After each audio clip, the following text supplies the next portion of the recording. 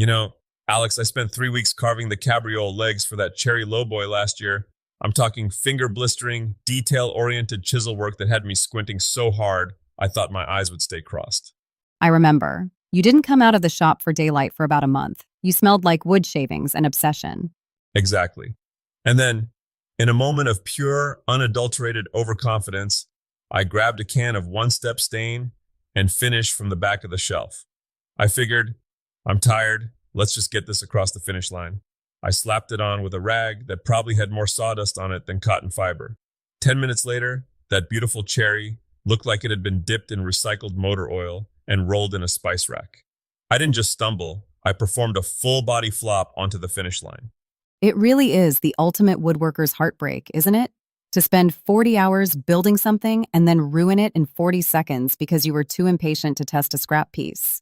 It's the finishing tax, and the IRS of the workshop is a cruel mistress. But that's what we're diving into today on the Tiger Den. We're stripping back the mystery, and hopefully not the skin off your knuckles, to look at the secrets professional furniture makers use to make a project look like it belongs in a gallery rather than a garage sale. I've heard you say before that the finish actually starts long before you ever crack open a tin of Osmo or polyurethane. It starts at the lumberyard, honestly. People think they can sand their way out of buying crumbly, wet construction pine from the big box store. If you're building a workbench, sure, go nuts with the framing lumber. But if you want a professional look, you've got to start with the good stuff. Cabinet-grade plywood like birch or oak and kiln-dried hardwoods. If the grain is fighting you before you even hit it with a plane, it's going to look like a topographical map of the Andes once the finish hits it. So, assuming we didn't buy a pretzel-shaped 2x4, let's talk about the part everyone hates. The penance, the sanding. Oh, there's no escaping the gnashing of teeth phase. Here's a little secret.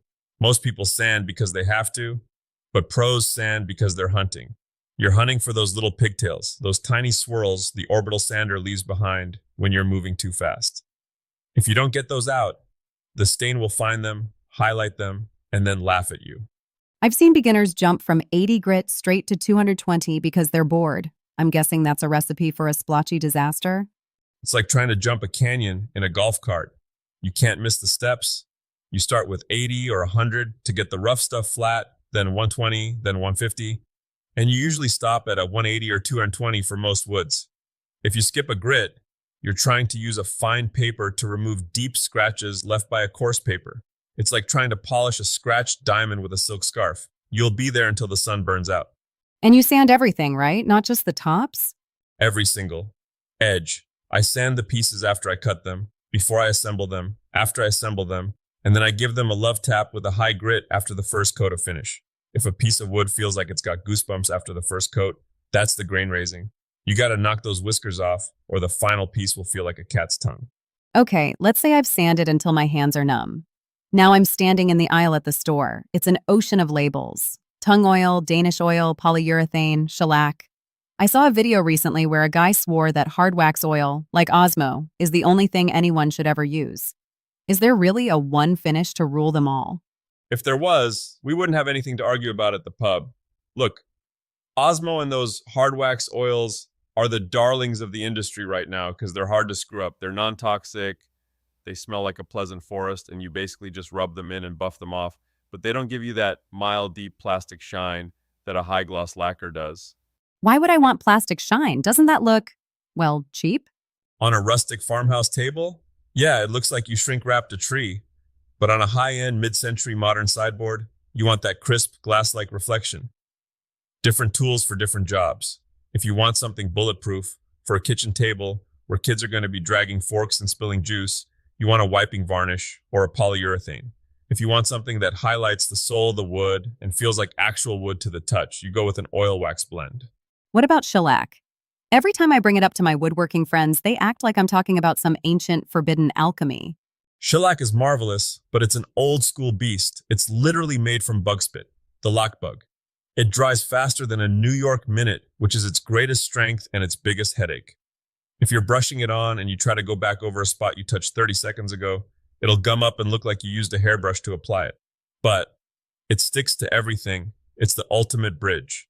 If you have an old oily finish and you want to put something else over it, a thin coat of shellac is the secret handshake that lets the two layers get along. You mentioned brushes. I usually grab those cheap foam ones that come in a 10-pack for $3. Am I the problem? Alex, those foam brushes are great for disposable projects, but for fine furniture, they're just sponges of sadness. They create bubbles, and bubbles are the enemy of a smooth surface. If you're brushing on a finish, you need a high-quality natural bristle brush for oil-based or a synthetic for water-based. And you don't paint it on like you're doing a fence. You flow it on, you lay it down, and leave it alone. The more you mess with it, the more the finish realizes it's being watched and starts to get nervous and lumpy. Nervous finish. I like that. So, let's talk about color. I see people get really frustrated when their stain looks muddy, like they've just painted the wood brown instead of highlighting the grain. That's the difference between a pigment stain and a dye. Think of stain like thin mud. It's got tiny particles that sit in the cracks and pores of the wood. Dyes are like tea. They actually soak into the fibers and change the color from the inside out. If you want that deep, lit from within, look on figured maple, you use a dye. If you want to highlight the open grain of oak, you use a stain. And what about those secrets the pros use for making things look old? I saw a guy using glue to make crackle paint. Oh, the crackle effect. It's an old trick. You put down a base coat, let it dry, slather on some hide glue, and while the glue is still tacky, you paint your top coat over it. As the glue dries and shrinks, it pulls the top layer of paint apart, creating these beautiful, authentic-looking cracks. It makes a new pine board look like it's been sitting on a porch in Georgia since 1920. It's a bit of a party trick, but when it works, it's magic. You know, for all the technical talk about grits and chemicals, there's a real emotional component to this, isn't there? It's that moment of truth. It's the most terrifying and rewarding part of the whole build. When you've put in the hours and you finally wipe that first coat of oil across a dry, pale piece of walnut, and suddenly the grain just pops. It's like the wood is taking its first breath. All the mistakes you made, the slightly gaps in the joinery, the place where the chisel slipped, they all kind of settle into the character of the piece. Or they stand out like a sore thumb because you didn't sand the glue squeeze out properly. Yeah, those are the humbling moments. Glue is the invisible ghost that haunts your finish. If you don't clean it up with a damp rag or scrape it off while it's leathery, it leaves a sealed spot that won't take stain. You end up with these white ghost smears everywhere. I remember building a jewelry box for my late aunt, spent weeks on it. It looked perfect until the oil hit it.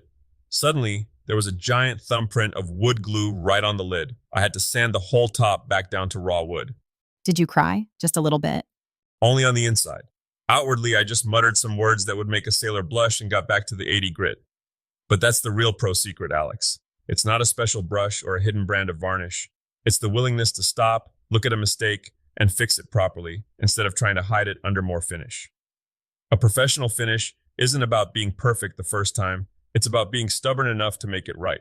So, for the person listening who's about to finish their first real project this weekend, if they remember nothing else from this deep dive, what's the golden rule?